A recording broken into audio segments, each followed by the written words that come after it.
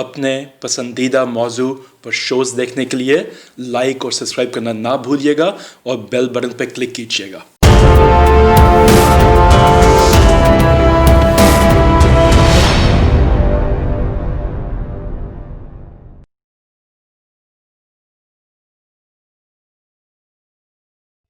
अस्सलाम वालेकुम नाजरीन, प्रोग्राम कानून की नज़र में के साथ मैं हूं आपकी होस्ट माइला सुल्तान और मेरे साथ तशरीफ़ फरमा है हाफिज़ इसरारुल हक, एडवोकेट हाई कोर्ट।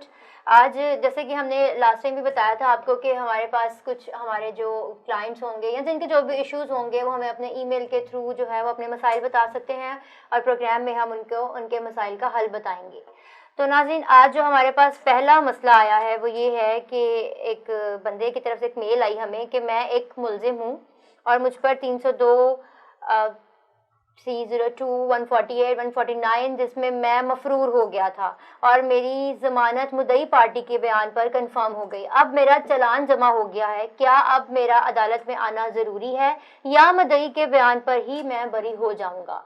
तो इस सवाल का जवाब लेते हैं हाफिज़ साहब से। जी हाफिज़ साहब बताइएगा। जी, बहुत शुक्रिया आप लोगों का। पहली बात तो ये है कि जब भी कोई जुर्म हो, कोई FIR हो जाए तो उस FIR के हो जाने के बाद प्रायोरिटीज़ के अंदर जो चीज़ें होती हैं वो मुल्ज़मान अपनी ज़मानत करवाते हैं।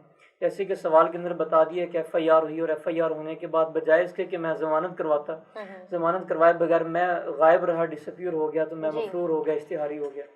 उसके बाद वो दोबारा से अपीयर हुए हैं, कोर्ट के सामने सरेंडर किया, तो सरेंडर करने के बाद कानून जो है थोड़ा सा सख्त हो जाता है कि आप अगर बेगुनाह भी थे या जो भी मामला था और आपने जब कानून को अपने हाथ में लिया और कानून की मतलब पकड़ से बाहर जाना चाहते हैं, तो आप लोगों ने अगर इस तरह से किया तो फिर उनकी ज़मानत भी नहीं हो रही होती।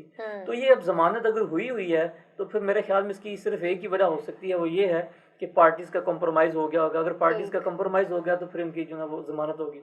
अब दूसरी बात ये है, ज़मानत और चीज़ है और चालान का हो जाना ये ट्रायल है, इसका तल्लुक सज़ा और जज़ा के साथ है। अगर उनकी बाबत चालान जमा हो चुका हुआ है तो चालान के अंदर भी अगर मुद्दई पार्टी आके अपना बयान रिकॉर्ड करवाना चाहती है उनके हक में और ये कहती है कि अगर इनको मतलब कि बरी कर दिया जाए तो हमें कोई एतराज़ नहीं है, तो इस सूरत में भी एक बात तो ये वाज़ेह होनी चाहिए कि ये जो भी स्टेटमेंट होगी वो मुल्ज़म की मौजूदगी में होगी, मुल्ज़म का वहाँ पर मौजूद होना ज़रूरी है।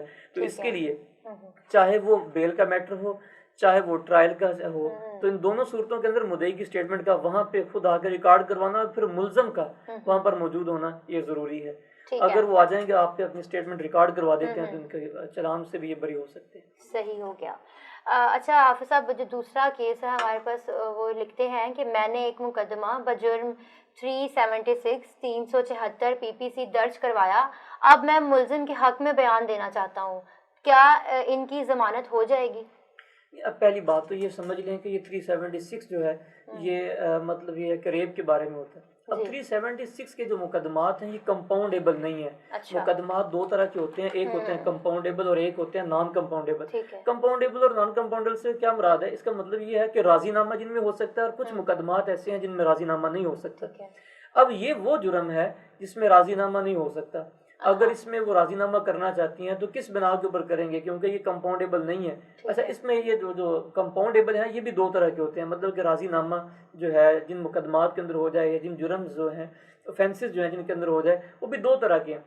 एक वो होते हैं जो कि without intervention of the court होते हैं, कोर्ट की मतलब मुदाखलत के बगैर हो जाते हैं, और एक कुछ मुकदमात ऐसे होते हैं जो कोर्ट की मुदाखलत के बाद होते हैं। तो ये जो दोनों के दोनों हैं ये कंपाउंड हो सकते हैं। बहरहाल 376 की बात करें ये नॉन कंपाउंडेबल है, इसमें राजीनामा तो नहीं हो सकता। अब सवाल ये है कि वो अपना बयान रिकॉर्ड करवाना चाहते हैं, तो हाँ इसमें सिर्फ एक ही ग्राउंड ली जा सकती है कि अगर इनकी जमानत हो जाए, क्योंकि मैंने अपनी तसल्ली तशफ़ी कर ली है, मैंने मतलब ये है कि ये लोग मेरे मुल्ज़म नहीं है, मैंने गलत फहमी की बिना के ऊपर इनके खिलाफ जो है मैंने मुकदमा दर्ज करवा दिया था।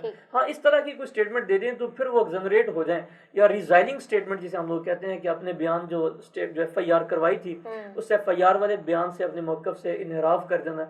इस सूरत में जो है ना ये मुकदमा है, इसमें इनकी ज़मानत भी हो सकती है और फिर बाद में ये बरी भी हो सकते हैं। अदरवाइज़ ये प्रॉपर चलान होगा, इसमें किसी के लिए भी कोई गुंजाइश नहीं है कि उसको कंपाउंड कर सके, ना तो कोर्ट कर सकती है और ना ही मुद्दई पार्टी जो कर सकती है। लिहाजा अगर वो चाहते हैं तो सिर्फ उनको ये स्टेटमेंट देनी होगी कि मैंने अपनी तसल्ली तशफ़ी कर ली है कि ये मेरे मुल्ज़म नहीं है, मैंने वो मतलब इंटेंशनली जो है और बल्कि डेलिबरेटली नहीं बल्कि अनइंटेंशनली मैंने जो है इनका नाम लिख दिया था। ठीक तो है, अगर हो गया इनकी जमानत हो जाए तो मुझे कोई एतराज़ नहीं, अदरवाइज कोई ऑप्शन नहीं है। ठीक हो गया। अच्छा जी, तीसरा और आखिरी जो हमारे पास केस आया है, वो लिखती हैं, मेरे खावंद की वफात हो गई थी और उनके नाम पर कुछ प्रॉपर्टी है और मेरी सिर्फ एक बेटी है, तो प्रॉपर्टी की तकसीम किस तरह होगी?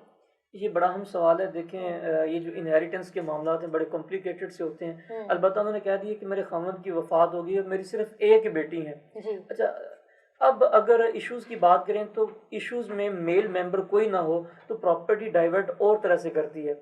मिसाल के तौर पे अगर कोई मेल इनका मतलब मेंबर होता, कोई इशू होता, कोई बच्चा इनका होता, तो फिर उस मेल मेंबर के होने की वजह से प्रॉपर्टी जो इनके चाचा जान है या जो भी है उनकी तरफ नहीं जानी थी, सिर्फ और सिर्फ जानी थी वो जो फौत हो गया, मुतवफ़ी है, जो डिसीज्ड है, उसके वालिद को चली जाती, उसकी वालदा को चली जाती, बीवी को जानी थी, और फिर उसके बाद जो बेटा था उसको जानी थी। अब चूंकि सिर्फ बेटी है तो बेटी होने की सूरत में फिर ये प्रॉपर्टी दोबारा से ऊपर की तरफ को डिवॉल्व करेगी। वो कैसे ऊपर रिवर्ट करेगी कि उसमें जो बीवी हैं उनको हिस्सा मिल जाएगा, बेटी का अपना हिस्सा बन जाएगा, फिर उसके बाद जो फौत है हो गया है, जो मुतवफ़ी है, उसके भाई जो हैं उनकी तरफ भी प्रॉपर्टी चली जाएगी, और फिर वालिद और वालिदैन अगर हैं दोनों में से कोई, तो फिर प्रॉपर्टी उनकी तरफ जाए। अगर ये मेल मेंबर इनके अंदर कोई होता, मतलब ये कोई बेटा होता, हाँ, तो बेटा होने की सूरत में प्रॉपर्टी सिर्फ और सिर्फ जानी थी वालदा को, उस बेटे को चली जानी थी, और फिर उसके बाद जो है ना उनके दादा दादी को चली जानी थी।